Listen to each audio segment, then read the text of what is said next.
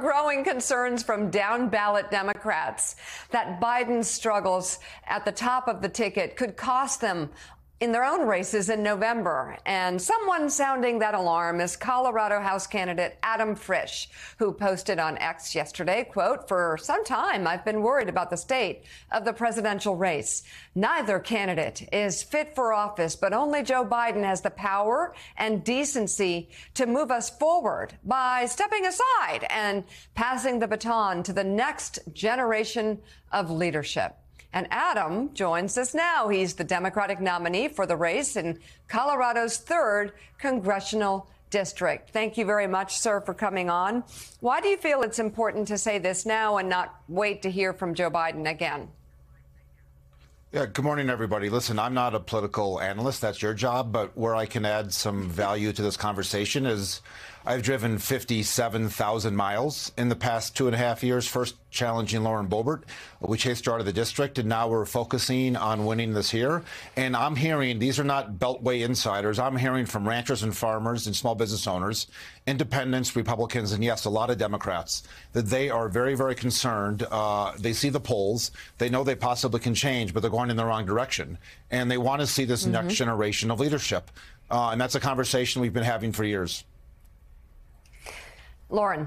Yeah, Adam, good morning. It's great to see you. And I've followed your race for a long time. We're good friends for many, many years. We've talked a lot about what you have learned in this rural Colorado district that you've lived for many years, and what you hear from, voters who've largely left the Democratic Party and yet were willing to consider you. You had the closest congressional race in the country in the last cycle.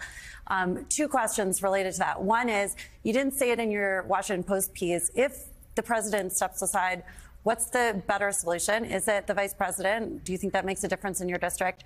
But also, more importantly, can you talk more about what Democrats need to do to win back districts like yours? Okay. Yeah. Good morning, Lauren. Always great to see you. Hopefully live one of these days soon.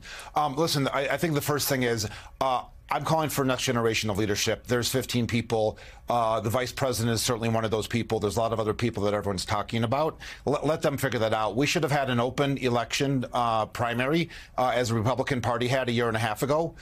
It's certainly not ideal, but we need to deal with the situation we have now and get over sunk costs and try to figure out the best way and let the voters decide, or the public decide in some fashion.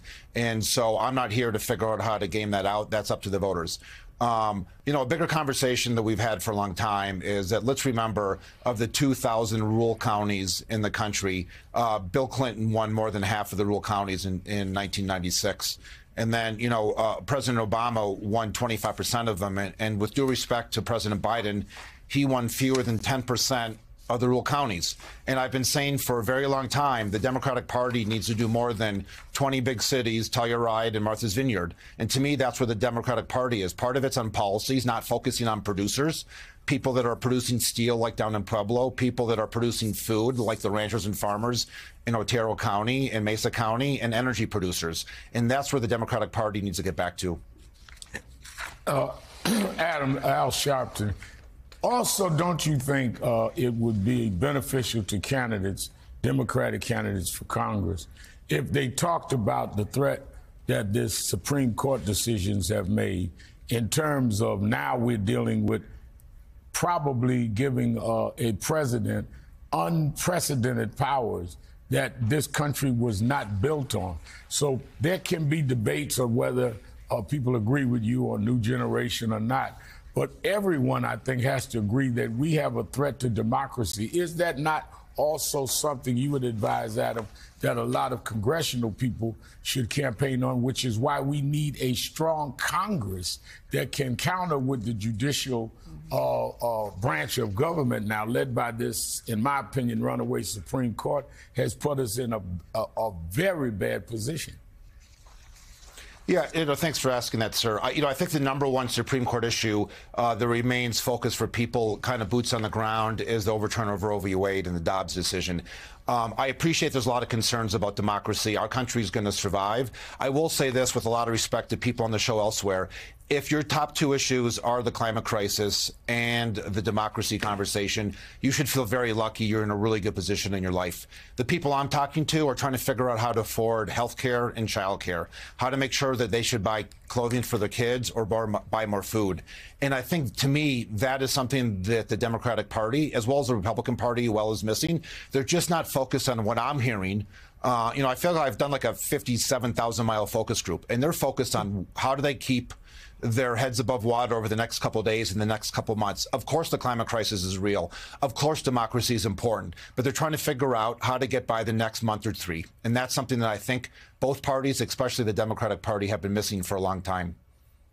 Well, I mean, I think it's fair to say a couple of things can be true at the same time, because I think some of the people you're talking about that you're hearing from, also depending on where they live, some states have them bleeding out in hospital rooms because they can't get the health care that they need. So abortion is as front and center as some of the issues that you're putting at the top. And in terms of democracy and climate, but democracy, we kind of need a democracy to be able to give Americans the freedoms they deserve. So I don't think you can write it off as not a top issue. It may not be front of mind for people who are trying to get through the week, but the benefits of living in a democracy, I'd just say that Americans are perhaps inured, if they're not thinking about this, to the freedoms that we have before us.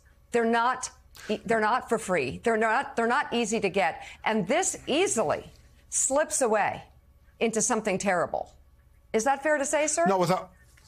No, without a doubt. Listen, freedom is important. Democracy is important. But the reason I called for the president to step aside with a heavy heart is, listen, governing is hard, but if you don't win, you don't govern.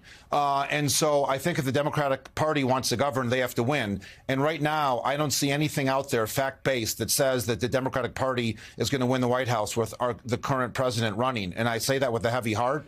It's not about past results. Right. It's not about how good of a man he is. Okay. Thank you. Democratic nominee for the House in Colorado's 3rd Congressional District, Adam Frisch. Thank you very much for sharing your opinions this morning. We appreciate it. Hey there, MSNBC fans. I'm Luke Russert, and be sure to join me, Rachel Maddow, Jen Psaki, Lawrence O'Donnell, Steve Kornacki, Joy Reid, and many more September 7th in Brooklyn, MSNBC Live Democracy 2024. Click on the link for ticket information. We will see you there.